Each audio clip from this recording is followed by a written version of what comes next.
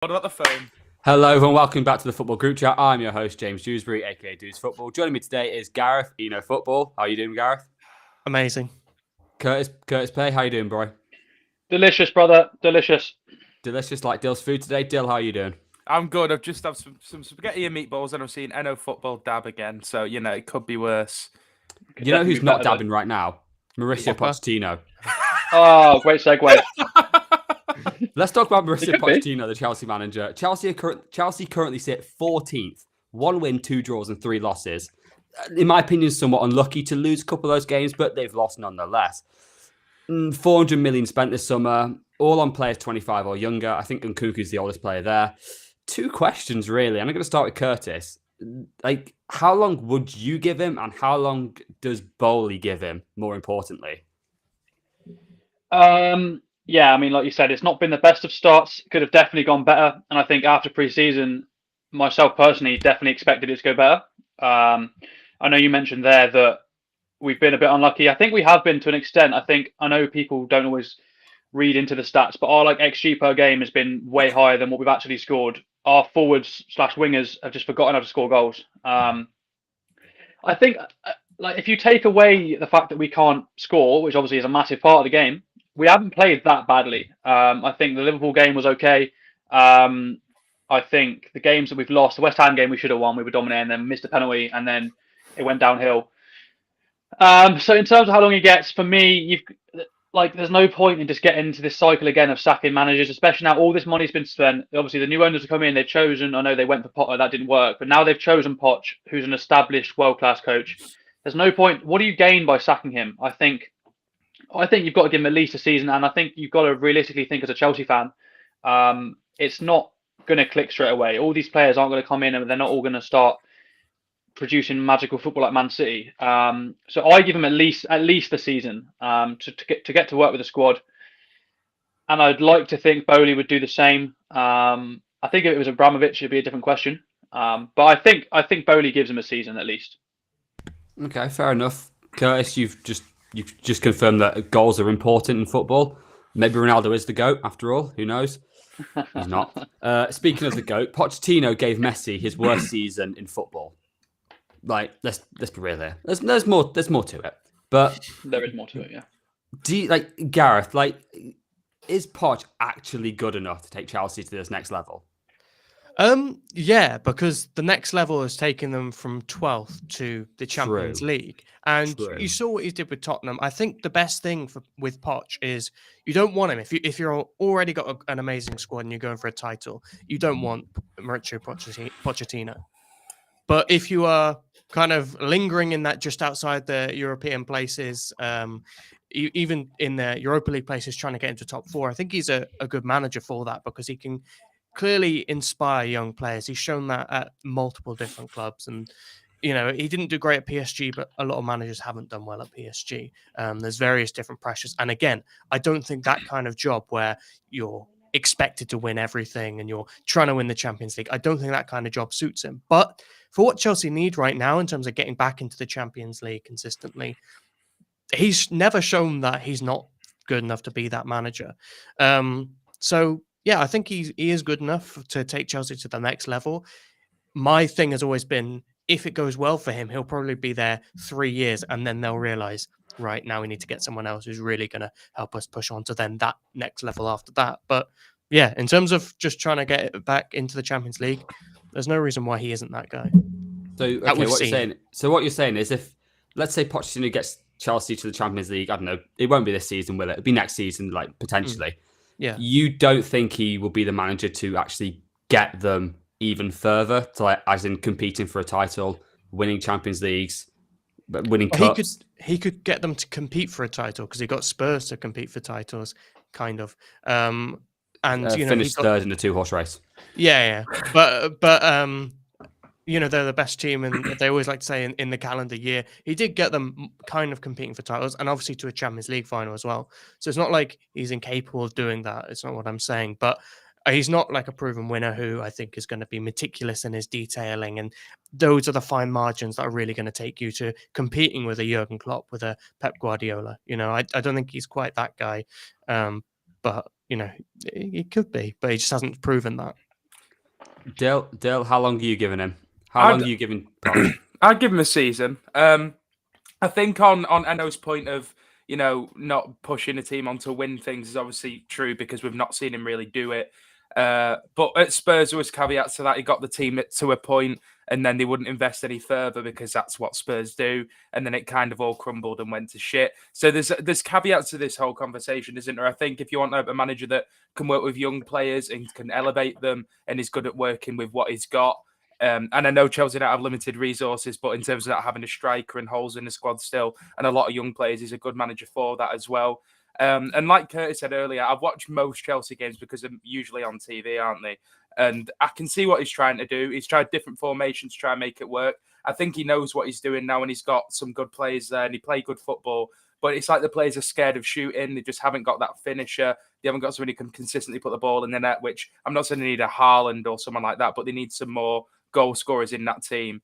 So he doesn't have that. The team's full of young players because there's under 25 rule as well. A lot of players that haven't played, some of them not even full like pro seasons at a top level before. A lot of them coming from different countries as well. A lot of players like Caicedo, who was great last season, making a step up to a club like Chelsea with the pressures and everything going on is completely different.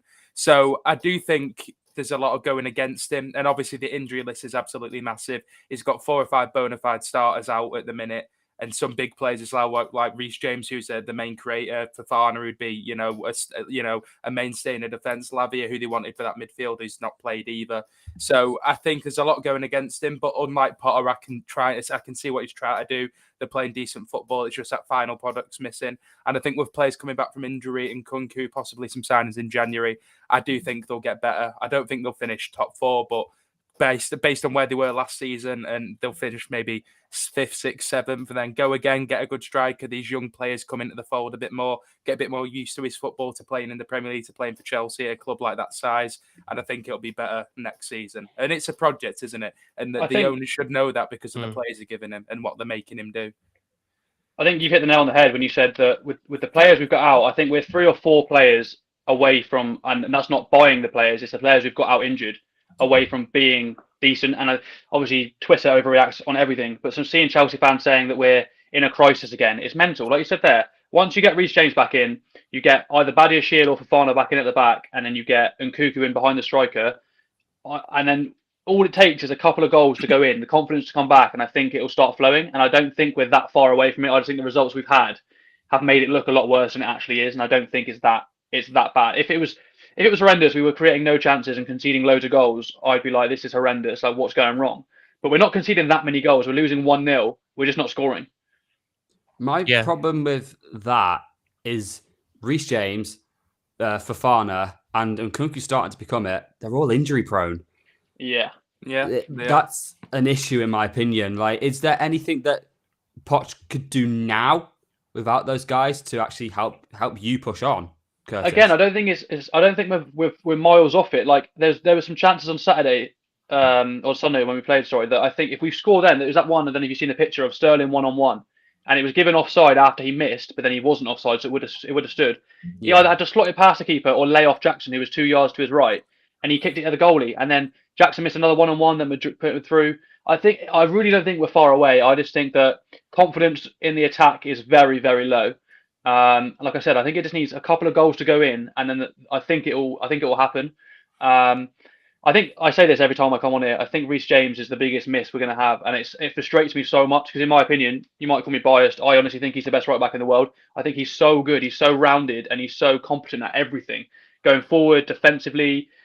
Like, he's just a beast. Like, I've never seen. It's quite niche, but I've never seen a player like control the ball with his chest so often in my life, and he just kills the ball dead, and he just, the play just goes through him all the time. So I think him being injury free would be massive for our season, but I just don't see it because he's clearly made out of polystyrene. I think I remember it happened last season. He got injured, and Chelsea's form just died. He's so vital. He's honestly so crucial. It's this. I mean, it's the formation as well. Like you abuse your wing backs, as in like isn't in a good absolutely. way. You use them all the time. Is there anyone on Chelsea's bench, on their reserves, that you'd like to see play?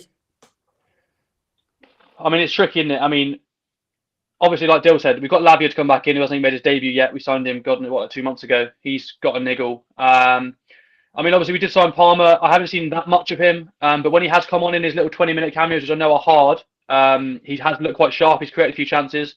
I do like him as a player. Again, it's tricky because our bench is a bit of a mixture of players that we've signed who have zero Premier League experience, and also some kids that are coming through due to the injuries. But yeah, I'd like to see Palmer. I think he's going to start tomorrow against Brighton in the cup. See how he gets on. We've got Brozier coming back from injury, which I think will be a decent backup for Jackson. I think he needs that. If he just stops getting booked, it would fucking help, because 5 bookings in 6 games and getting suspended after 6 matches is useless. Like, and apparently Poch warned him last week. He was like, "Look, you're 1 away from a suspension. Don't do it." And then he goes and blocks a quick free kick and gets booked. Like, what are you doing, fella? He's obviously just a bit inexperienced and a bit young and naive. But I think the players coming back from injury, like I said, I think I give Palmer a run in the team. I want to see Mudryk play a bit more. I know he's had a lot of criticism, and rightly so, because he has been below par. But the last 2 games he's actually started. He's looked quite sharp. He's created some chances. I think with players like him, I think because it is confidence based, and I think probably the same with Palmer as well. When you get these little 15, 20-minute cameos where you see the ball maybe once or twice, it's firstly it's so hard to get into a game in the Premier League because the pace is so fast, and I just don't think a player with low confidence, bringing him on for 15 minutes and saying when we're losing or drawing against a low block and saying go and break these teams down, like, and if you don't, you get criticised for it. I just don't think it's a good way to go about it. So I think giving Mudryk a few games would be decent, but I don't know. It's tough to see where it's going to change. But like I said, I think it's going to come from a lucky goal and then the confidence coming back, and then hopefully building on it from there. Hopefully so for your case. Gareth, Dill, anything else you want to say on Chelsea? Chelsea. I just wanted to say I think the fans need to afford the club, the manager, and the players a bit more time. Like, I've seen them getting booed a lot this season, especially by like away fans as well. And a lot of them are such young players that haven't been there a long time. If there's repeat offenders that I'm not aware of, I understand that. But I think they need to have this, a bit of self-awareness and a bit of perspective, really, that they've signed a lot of young players. This isn't an Abramovich team managed by a manager who's going to win you something next week. And they need to actually realise what being a football club in this day and age is. And all the great teams that we've seen, like Man City, that took a couple of years for Pep to get them purring. Same with Klopp with Liverpool. And I'm not saying that's going to happen at Chelsea under Poch, because I don't think it will to that extent anyway.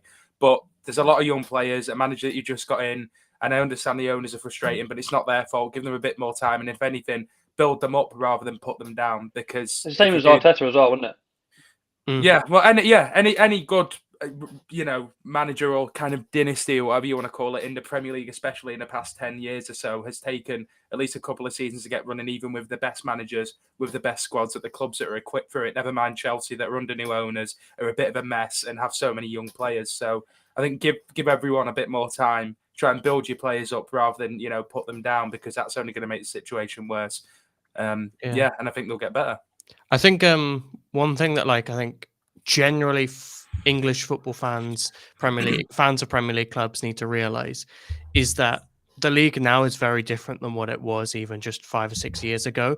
The money now that these clubs are spending, obviously we've seen money flashing about, but you see Nottingham Forest going and buying all these great players and stuff. And sometimes some of those teams have, just good players, but they're not really set up into a good team. But actually, you look now, and a lot of this is by far the strongest Premier League we've ever seen. People like to look at the fact that there's a couple of really weak teams, but pretty much all the time there's a couple of really, really weak teams in the Premier League. But through most of the league, it's just so competitive now, and it's so hard. It's so much harder to get a win against a team that's going to finish 16th than it was 10 years ago, I think. For sure. And also at the top of the table, it's so much more competitive. You look at what Aston Villa are doing. They're looking very, very good, and really they've got a bit more experience in there than Chelsea, because Chelsea got so much youth, and they're not having the injury problems that Chelsea are having as well. So really, it shouldn't be surprising when you actually look at it objectively. It shouldn't be surprising if Aston Villa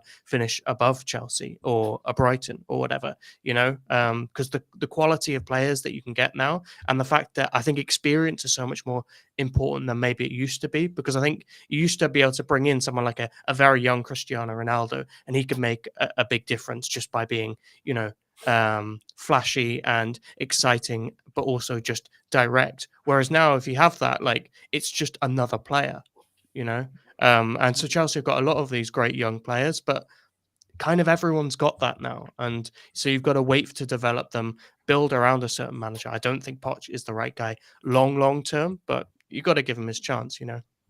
That's fair. Yeah, I agree. I want to move on from a team playing poorly to a guy just not playing at all. Jadon Sancho.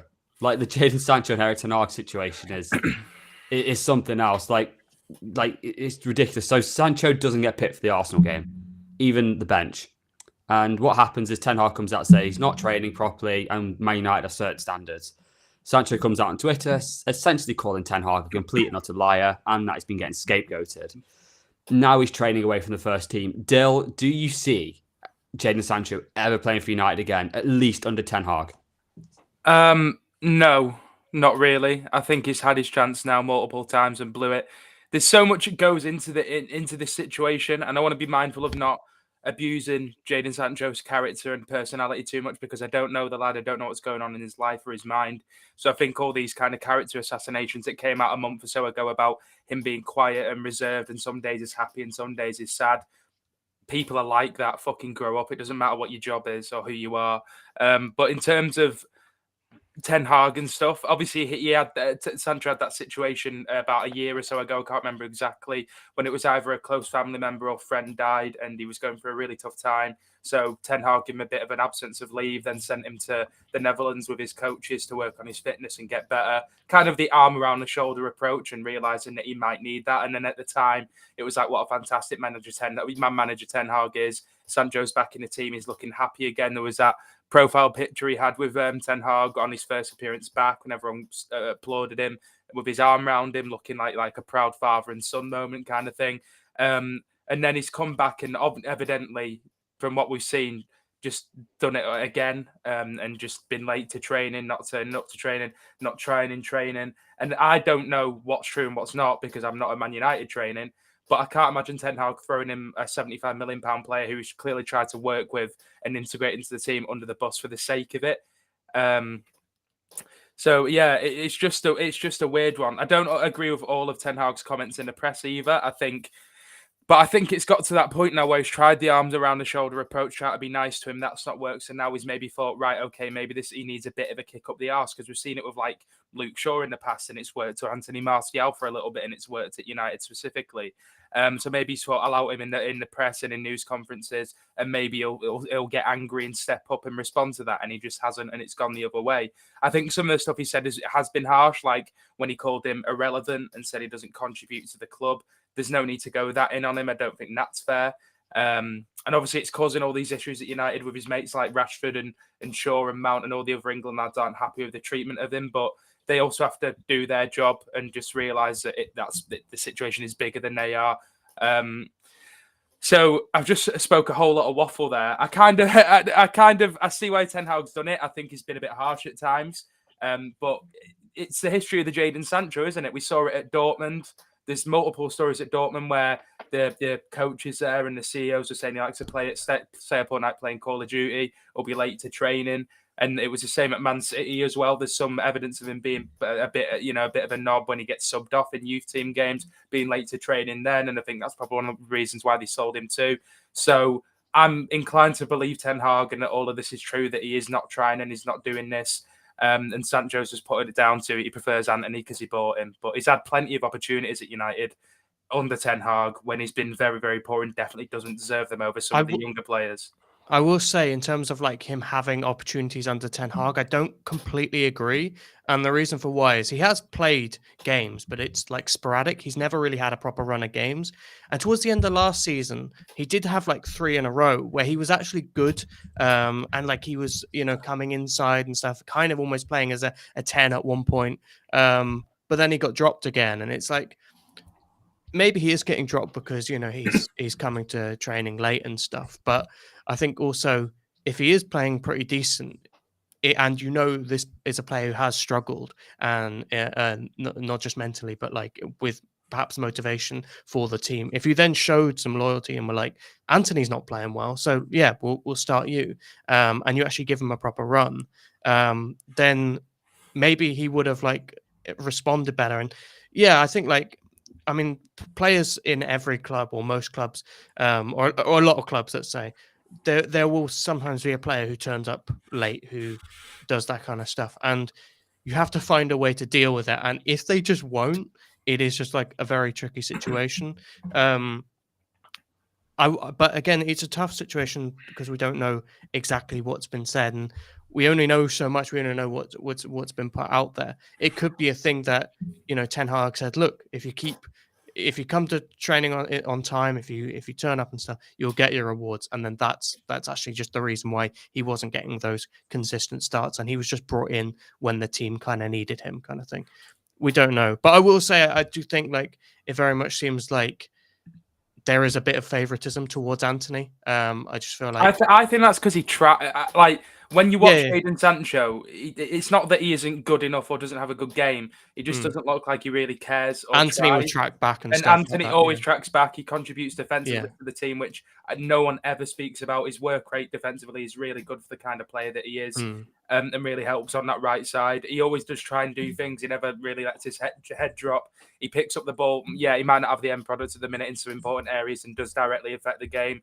Whereas Sancho, I don't think does that ever really. And I think he has had a few runs of starts, to be honest. And he started. Yeah, I'm just sorry. Look, I'm just looking. I just had a look from last season. From what I can count, he started 27 games last season. Yeah, and I'm not saying they're all in a consecutive run, but I knew he had started a lot of games. He started. He played that false nine role in pre-season a lot and started a lot of games. He started, I think, the first game of the season for us too, if I remember correctly. And I think he's had enough chances. And if you've got players like Anthony, who spent £90 million on Garnacho, Pellistri, who deserves a chance, Bruno and Mason Mount can play out there.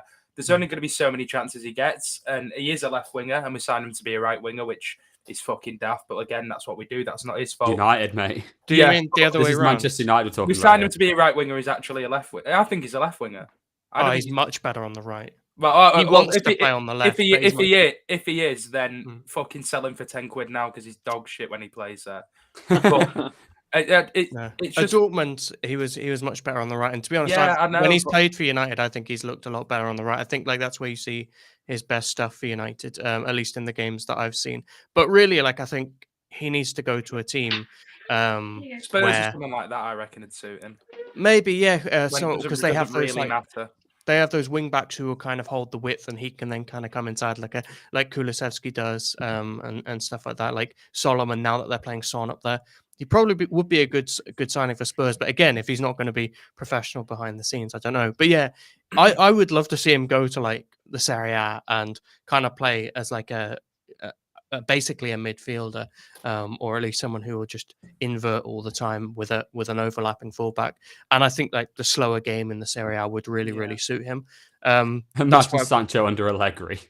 Oh, God. Not Juventus. He's not done out that bad. I think he's one of these players that, from what I can see, obviously he's had mental health struggles, and I know what that's about, and I'm never going to criticize him for that. I wouldn't dare.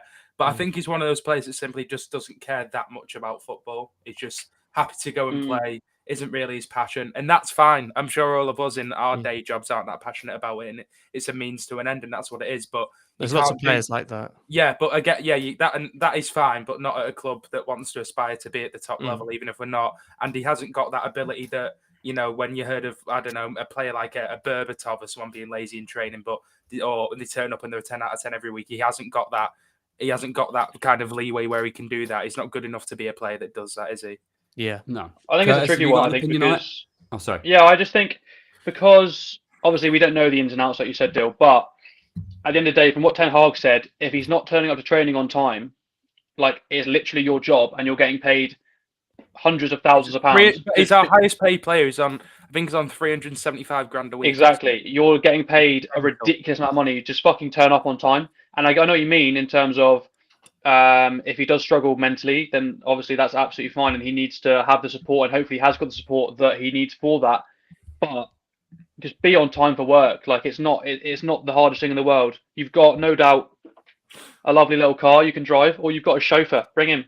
Like just get to training on time, and then like you said, when you do get a chance, you've got to turn up. I don't think him outing the manager in public is gonna be good for anyone. It doesn't look good on the club. It doesn't look good on Ten Hag. It doesn't look good on Sancho. You're not going to achieve anything from that. And I think the news came out today that Ten Hag isn't going to back down. Sancho doesn't particularly plan on apologising, so you're kind of at a stalemate. Where do you plan on going from here? Like, it's a bit of a messy one, isn't it? I don't think he'll play again for Ten Hag personally. No, I will say. Go ahead, Dom. I was just going to say quickly, the manager can't like compromise his authority either, because at United for far too long, not just Jadon Sancho, players have ruled the roost over every manager we've had. The player power has been ridiculous, even the ones that are nowhere near good enough. And I do think if you like Ten Hag or not, you might not, but you kind of need that. I know none of you like him, but you need to have that kind of authority where you can't let players piss you around and set. Yeah, I agree. I respect that. That's the one thing that's been missing. There's been a lot missing at United, but the main thing is that we've had too many players that don't care enough, players that don't try enough, and players that can't, be disciplined, and that's what we need to have. So if that means selling our highest paid player, who we thought was going to be brilliant for us for 30 million quid, so be it. We're not really going to miss him because he's not really contributed to us anyway. Yeah, he doesn't do anything, so he's irrelevant, as Ten Hag said. Is there a team you'd like to see him go to?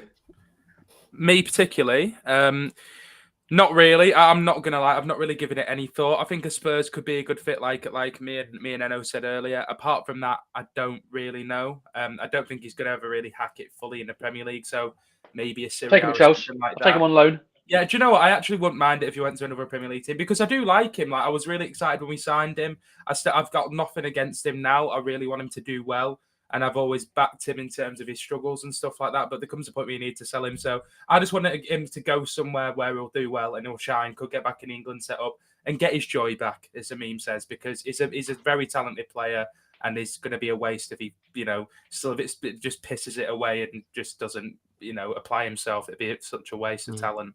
Yeah, man. I mean, he's on 0 goals this season. He'd suit Chelsea down to a T.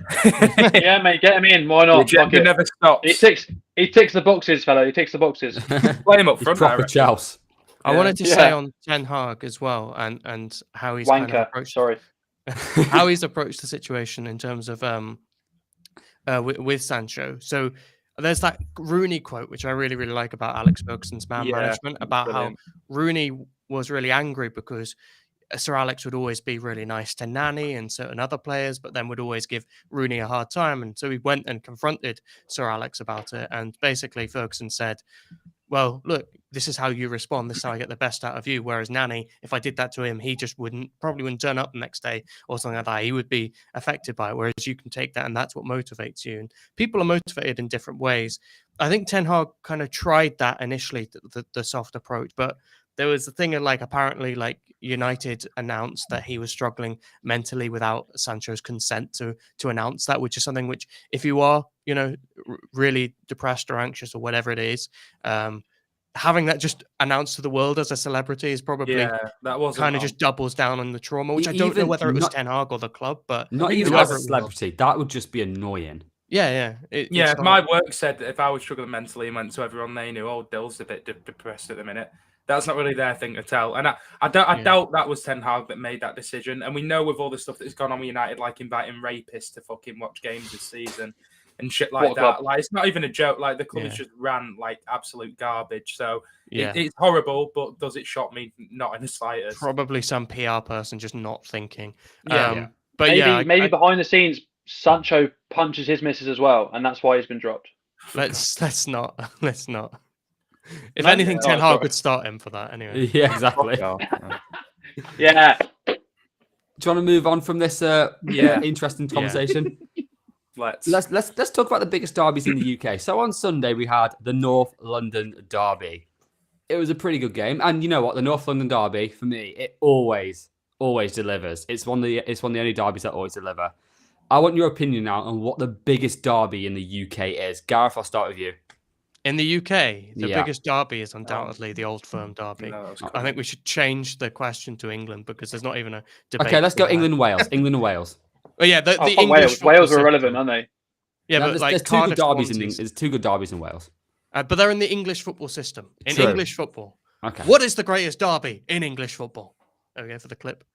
It's the North London derby. That's the answer, I think.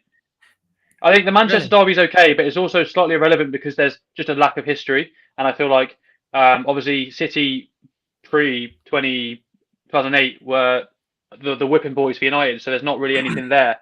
Whereas I think Spurs and Arsenal goes deeper, and I think I just think every time I watch that game, I mean, obviously there's the odd exception. I just feel like it's just always a great watch as a neutral because I don't really hate Spurs as a Chelsea fan. I don't hate Spurs or Arsenal really. I don't like hate them. Not as much as the Man United bin dippers, but That's it's always a crazy, good game by to the way. watch. What we've done to you, we're not even in the same part of the country. That's mental. Well, yeah, but it's just Man United. I just think the North London derby brings the most entertainment to watch, and I think the rivalry itself is the strongest.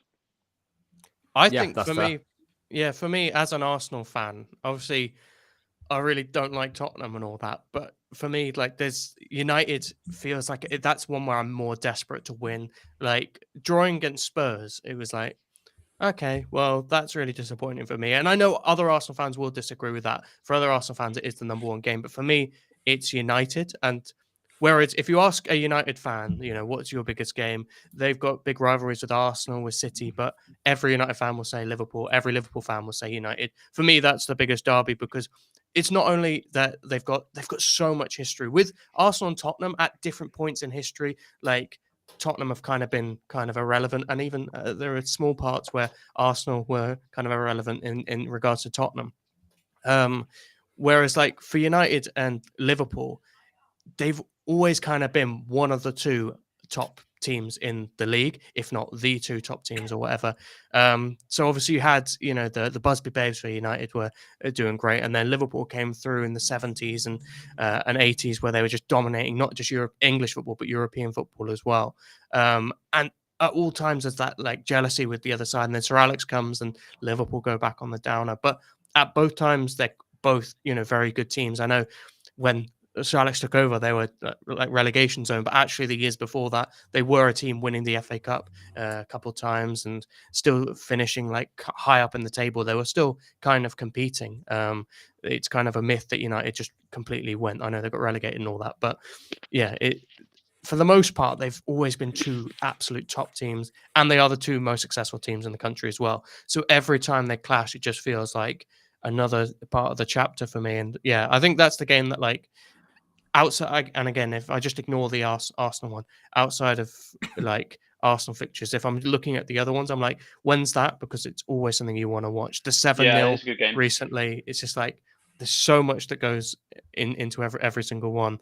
And even if it is like a bad game, there's always like something. But I guess it's true for any derby, but for me, yeah, like the North London derby is so weird because in my lifetime, that I don't think that's ever been a game that's win this and you probably win the league. Yeah. Like it's always at most a top four battle.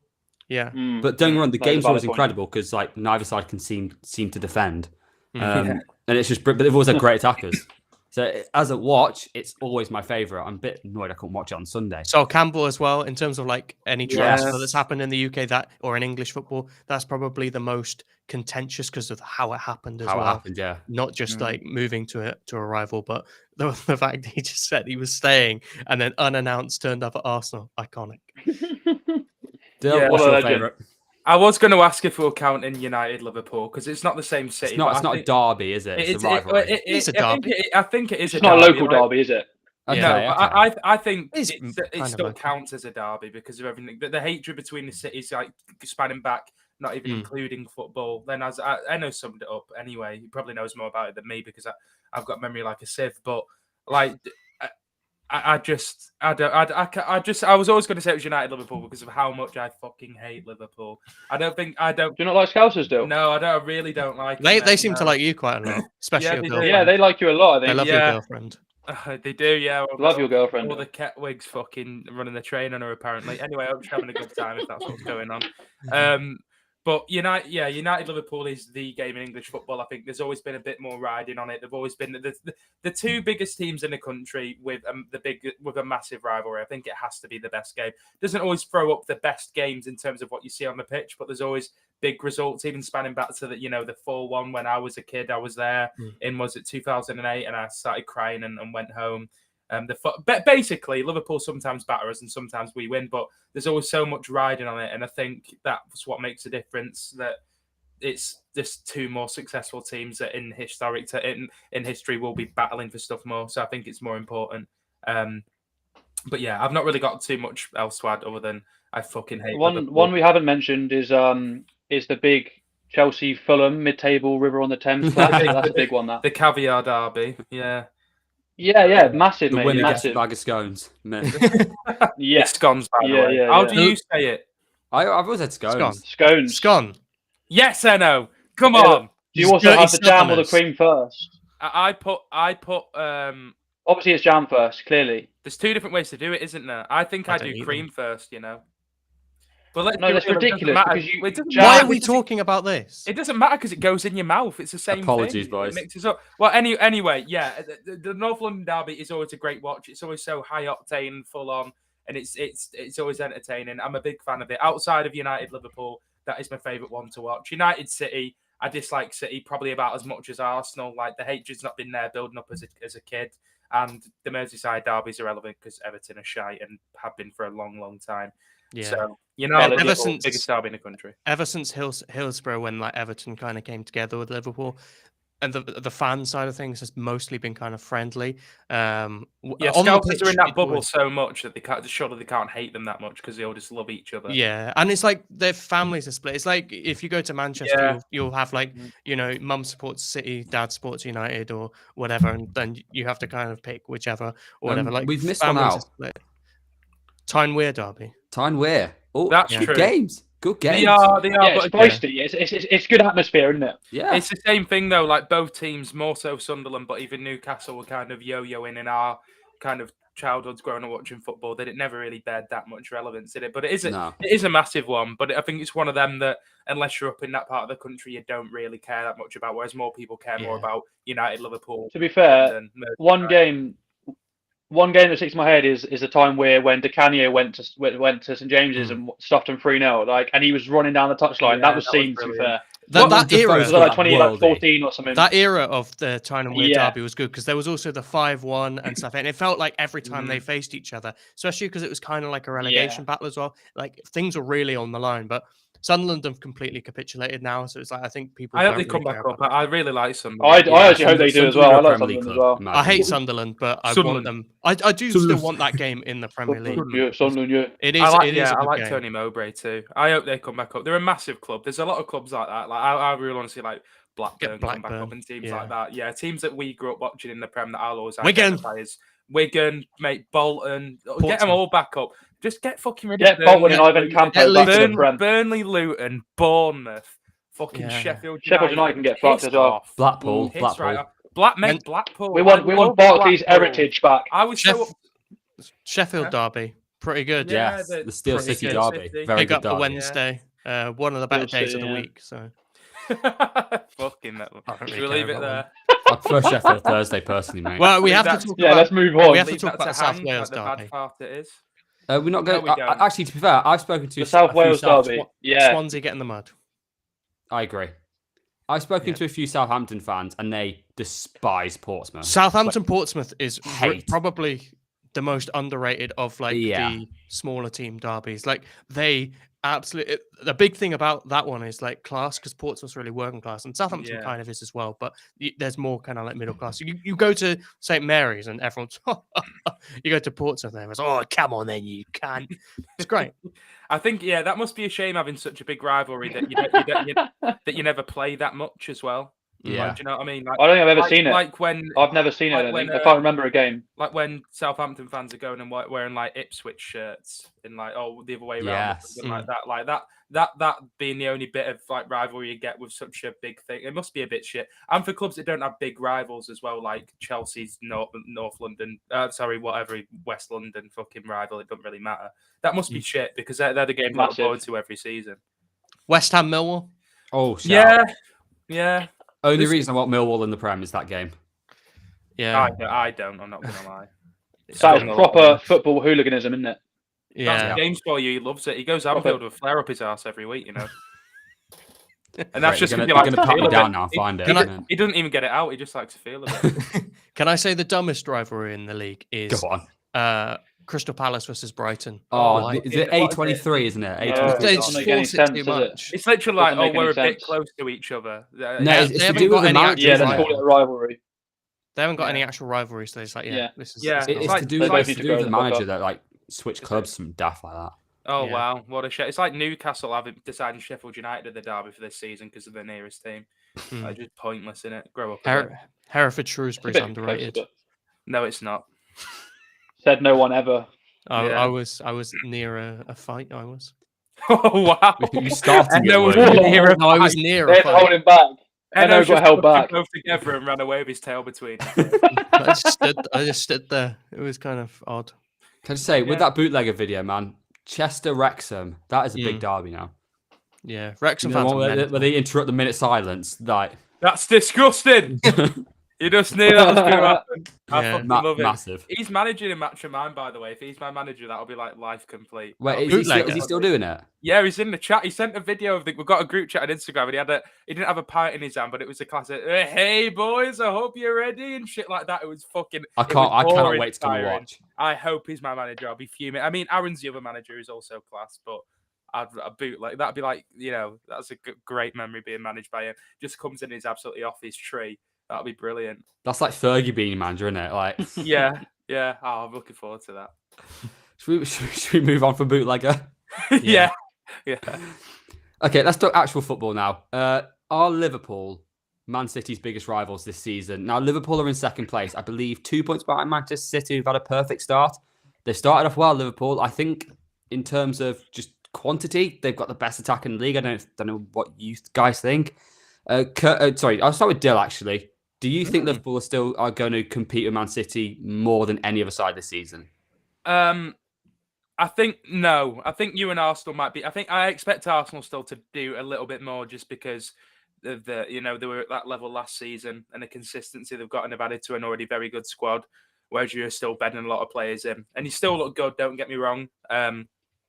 But I just expect Arsenal to do it just because they've been there before. Liverpool still look really good, but I still think have more of a bad result in them as well and a little bit more haphazard, if you will. But I've not watched enough of Liverpool this season to pass that much of an opinion on them. But I've not been convinced by you guys every game. And I feel like sometimes the level of quality in your forward line that you have kind of sees you through with finishing your chances and whatnot.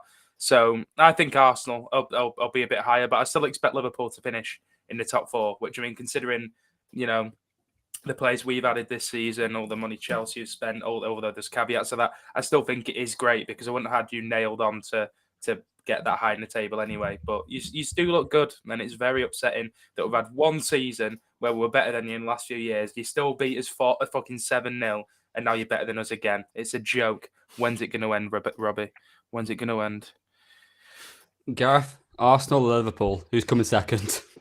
Yeah, because I think like City are going to get over 100 points this season. I think they're absolutely going to walk it.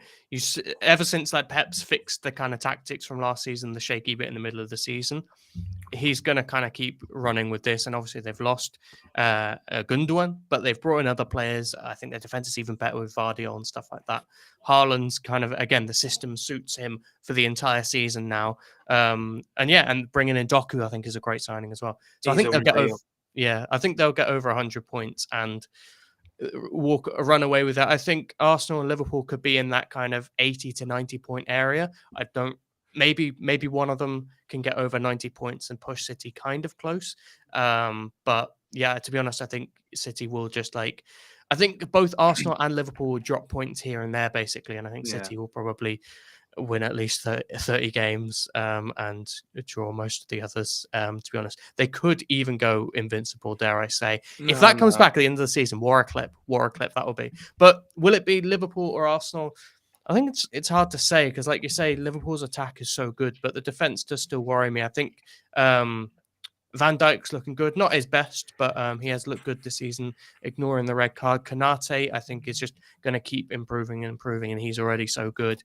I do have a worry with like Robertson and Trent. Again, they're not the best defensively, and you are really leaning on those two centre-backs. So if one of them's out for a significant period of time, you could really drop a lot of points. And again, there's not really a proper number 6. I know Endo's come in, but I don't really know exactly what his true level is.